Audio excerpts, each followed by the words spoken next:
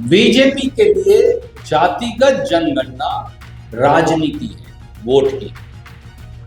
हमारे लिए ये सामाजिक बदलाव, न्याय, सम्मान, बराबरी का माध्यम है। यही है। हमारे यहाँ कहा करते हैं कि भेड़िए ने बकरी की खाल ओढ़ ली।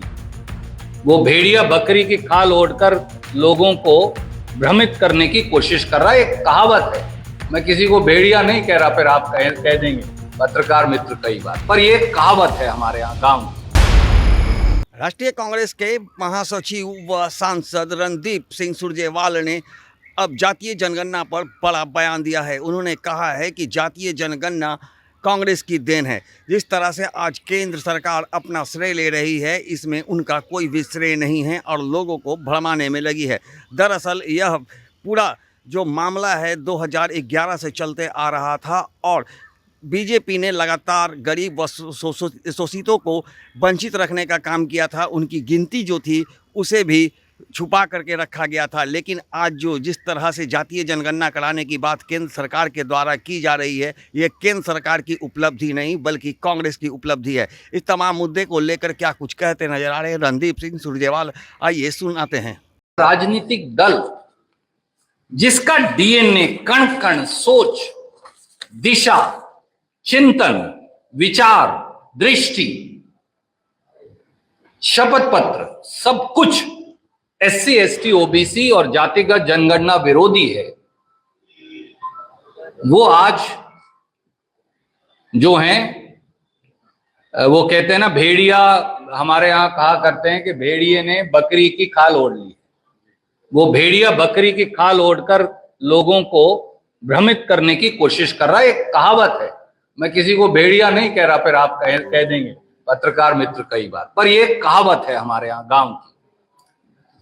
एक पहलू और देख लीजिए, ये वही नरेंद्र मोदी जी तो हैं जो जातिगत जनगणना मांगने वालों को अर्बन नक्सल कहा करते थे, देश तोड़ने वाला कहा करते थे। ये वही तो हैं जिन्होंने बटेंगे तो कटेंगे का नारा दिया था राहुल गांधी जी की जातिगत जनगणना के विरोध में। पर सच्चाई ये है कि ये दलितों की, आदिवासियों की और खास तौर से इस देश के पिछड़ों की, बिहार प्रांत सहित हमारे गरीबों की ताकत है संयुक्त, जिसकी वजह से मोदी सरकार को और राहुल गांधी जी का संघर्ष है लंबा, तटस्थ होकर जो उन्होंने संघर्ष किया कि उन्हें झुकना पड़ा।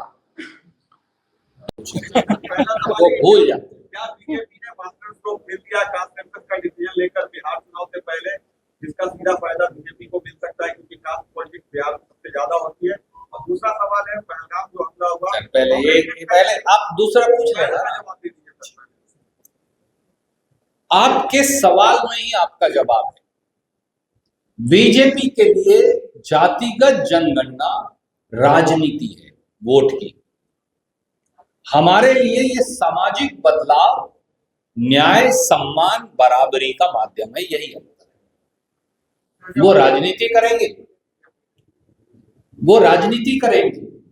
और जब आप जिंदगी के बदलाव के मुद्दे पर राजनीति करते हैं तो आप कभी उस मुद्दे को लागू नहीं कर पाते। ये आपका विश्वसनीयता और विश्वास का तरीका होना चाहिए, जो राहुल गांधी जी, खड़गे साहब और कांग्रेस का है। हम में और उनमें यही अंतर है। सर, सबसे पहले तो सवाल के लिए धन्यवाद, क्योंकि मैं सोचता था मैं ये बात कहूंगा तो समय ना लग जाए, पर आपने पूछ लिया तो मुझे मौका मिल गया। इस देश में सामाजिक परिवर्तन और बदलाव का इतिहास क्या है, उसके 4 पहलू और शायद 4 पड़ाव हैं उसके। अगर मैं कहूं, पहला 26 जनवरी 1950, जब कांग्रेस पार्टी और बाबा साहब अंबेडकर मिलकर देश का संविधान लाए, जिस संविधान में दलितों, आदिवासियों और पिछड़ों के आरक्षण का अधिकार हुआ, दलितों और आदिवासियों को आरक्षण दिया गया। सुप्रीम कोर्ट ने 1951 में ही उसे खारिज कर दिया, आपको तो मालूम है। तो पंडित जवाहरलाल नेहरू, ये बहुत कम लोगों को शायद याद है, पंडित जवाहरलाल नेहरू की कांग्रेस सरकार पहला संविधान संशोधन लाई, जिसका राग मोदी जी अलापते हैं और हमें दोष देते हैं। वो पहला संविधान संशोधन क्या है, हमारे दलितों आदिवासियों भाइयों को जानना जरूरी है। तब हम पहली बार संविधान में संशोधन कर आर्टिकल 15 में एक सब क्लॉज जोड़े, जिससे परमानेंट जिससे आज तक दलितों और आदिवासियों का वो अधिकार जो है वो सुरक्षित हो गया और वो आज तक अपहोल्ड है, उससे पहले नहीं था। पहलगाम पे सर मेरे आप छोटे भाई हो, वे इतने वरिष्ठ आपके बड़े भाई हैं, एक बार उनके सवाल का जवाब दे। तीसरा, इसके बाद 2% बैकवर्ड आरक्षण पे ये देश शुरू हुआ था 52 में, ये बहुत कम लोग जानते हैं, और 7, 8, 10% तक वो गया।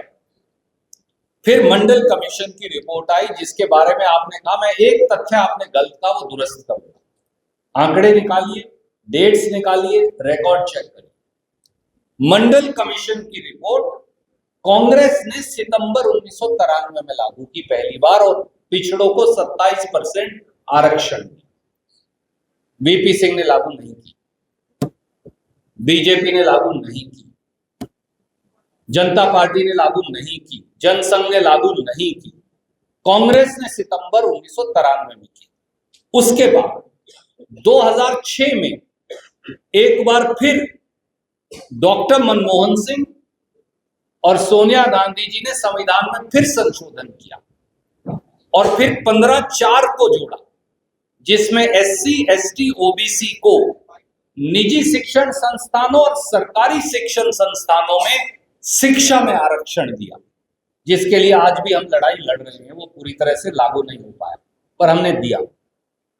और उसके बाद हमने हिंदू कोड बिल अमेंड करके महिलाओं को, लड़कियों को, बेटियों को भी पैतृक संपत्ति में अधिकार दिया। तो जितनी बार सामाजिक बदलाव हुआ है मेरे मित्र, हमेशा कांग्रेस की सरकार रही है, समेत पिछड़ों के 27% आरक्षण। अब उस नौजवान वो विचलित थे, नाराज, हाँ कुछ कि भैया हमने तो 19 मई 2011 को करवा दी थी और वो रिपोर्ट बीजेपी नहीं रिलीज कर रही। मेरा ये कहना है, तू मैं के विवाद में कई बार जिन वर्गों के लिए हम, राहुल गांधी जी, खड़गे साहब, कांग्रेस पार्टी काम करना चाहती है, राजेश राम, शकील अहमद, झा साहब, हम सब, कहीं वो विषय ना रह जाए। और वो विषय है कौन मन से, वचन से, कर्म से शोषितों, वंचितों, दलितों, आदिवासियों और पिछड़ों को अधिकार देने का पक्षधर है, कौन इसे चुनावी शगुफे के तौर पर इस्तेमाल कर शायद फिर इसे कूड़ेदान में डाल देने वाला है। मेरा काम है सजग पत्रकारों के सामने, जो हमारी अदालत है राजनीतिक लोगों की, इस पक्ष को सिर्फ रखना। वो मैंने रखा है और कागजों सहित रखा है। हाँ सर, इनके बाद मैं आपके पास आ जाता हूँ। तो आप लोग उसके सपोर्ट में है, आजादी के बाद से आप इतना समय क्यों लगा रहे हैं? जब कह रहे हैं आप कि समाज का हिस्से है, तो आपने हिस्से को कितना देर क्यों लगा? 2011 क्यों लगा दिया? आदरणीय साथी, हम पीछे मुड़ के देख सकते हैं, हम ये भी कह सकते हैं कि आप घर में भी जाएंगे तो आप कह सकते हैं कि मुझे अमुक चीज 6 महीने पहले खरीद लेनी चाहिए थी, या अमुक मुरम्मत घर में ये कर लेनी चाहिए। 5000 साल की विषमता इस देश में है, ये बात सब मानते हैं। अब आप पूछ सकते हैं कि 5000 साल पहले तुमने ये बात क्यों नहीं उठाई? तुम्हारे पूर्वज तो रहे हो। बात सही है आपकी, मैं आपकी बात फिर भी बड़ी करूंगा। यह आपने 1947 में, आप याद करिए, जब ये देश आजाद हुआ तो इस देश में एक इंसान दूसरे इंसान को छूता नहीं था। राजेश राम, रणदीप सिंह सुरजेवाला, शकील अहमद शायद झा साहब के साथ इकट्ठे नहीं बैठ सकते थे। ये वो देश था 5000 साल से। एक कुएं से पानी नहीं पी सकते थे। एक थाली में बैठकर जैसे आज हम खाना खा सकते हैं, नहीं खाना खा सकते थे। मंच पर बैठना तो असंभव। कांग्रेस ने उसे तोड़ा। और सामाजिक बदलाव ऐसे किया कि समाज में भी अव्यवस्था ना हो और क्रांति भी आ जाए। यही सबसे बड़ी बुद्धिमत्ता है, गौतम बुद्ध जी ने भी कहा। तो इसलिए सामाजिक न्याय और बदलाव का समय समय पर फेज और पीरियड आता है और कांग्रेस उसके मुताबिक चल रही है। हो सकता है आपको ये लगे नहीं ये 70 के दशक में कर जाना चाहिए था, तो मैं कहूंगा शायद आप ठीक है, और शायद हम 10 साल बाद किए या 15 साल बाद किए, पर मैं ये कह रहा हूं हम कर रहे हैं, हमने किया है।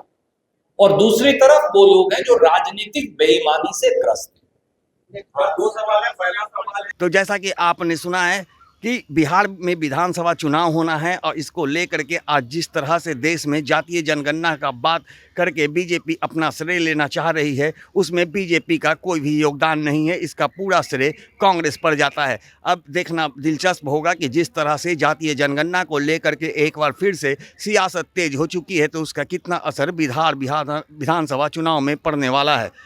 ज्ञानेंद्र वर्मा, आर्यन खबर, पटना।